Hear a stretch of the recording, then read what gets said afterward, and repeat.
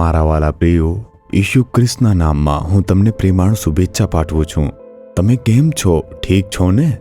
કારણ કે પ્રભુ ઈસુ આપણને પ્રેમ કરે છે, તે દરરોજ આપણી સાથે વાતો કરે છે. આ દિવસે પ્રભુ તમારી સાથે વચનો થકી વાત કરવા માંગે છે.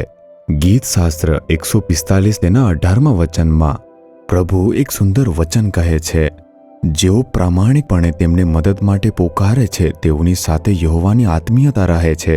એટલે કે જે કોઈ આપણી સાથે છે, જે આપણા ખૂબ નજીક છે, તો શું આપણે સલામતી અનુભવતા નથી? ત્યારે જ્યારે આપણે એકલા હોઈએ, જ્યારે કોઈ પણ ન હોય, એક ભય અને ચિંતા રહેશે, પરંતુ એક વ્યક્તિ આપણી સાથે રહે છે, અને તે પણ જો તે કોઈ મહાન સત્તામાં અને શક્તિશાળી વ્યક્તિ હોય, તો આપણે હંમેશા એક નિર્ભયતા સાથે રહીશું અને જીવનમાં હંમેશા સુરક્ષિત અનુભવીશું. એવું છે ને?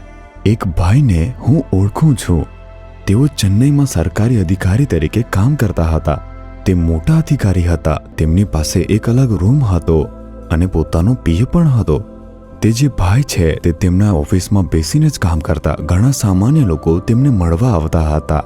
એવી એક સત્તા ધરાવનાર એક મોટા અધિકારી ભાઈ તેના રૂમમાં આવતા. દરેક લોકો તેની સાથે કામ કરનારને પૂછતા કે જ્યારે અમે તમારા રૂમમાં આવીએ છીએ ત્યારે તે ખૂબ અલગ લાગે છે, કેમ આવું છે સાહેબ?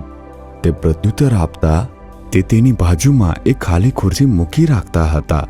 તે ત્યાં બેસી જતા અને પ્રાર્થના કરતા હતા, પ્રભુ, તમે મને આ કામ સોંપ્યું છે અને તમારે મારી સાથે બેસવું જોઈએ અને દરેક બાબતમાં મારી મદદ કરવી જોઈએ. પ્રભુ, તમારે મારી બાજુમાં બેસીને મને સલાહ આપવી જોઈએ. વિશ્વાસ સાથે તે પ્રાર્થના કરતા અને બેસી જતા. તેથી જ તે ઓફિસના રૂમમાં હંમેશા પ્રભુની હાજરી ઉપસ્થિત રહેતી.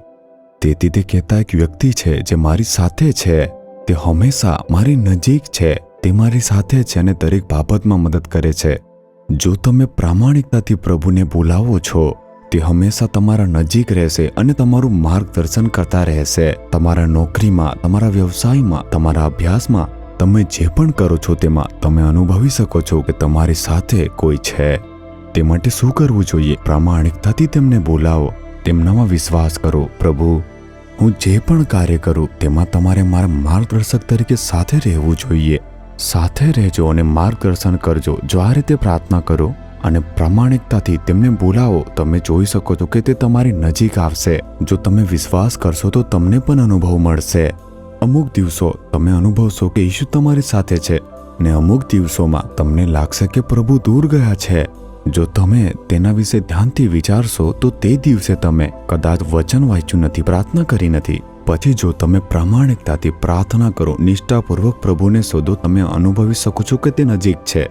આજે જ કહો, પ્રભુ, આ દિવસ દરમિયાન તમારે મારી સાથે રહેવું જોઈએ. જ્યારે હું ઉઠું, તમારો અનુભવ રહેવો જોઈએ. તમારે મારા માર્ગદર્શક તરીકે માર્ગદર્શન આપવું જોઈએ. મારે એકલું ન અનુભવવું જોઈએ.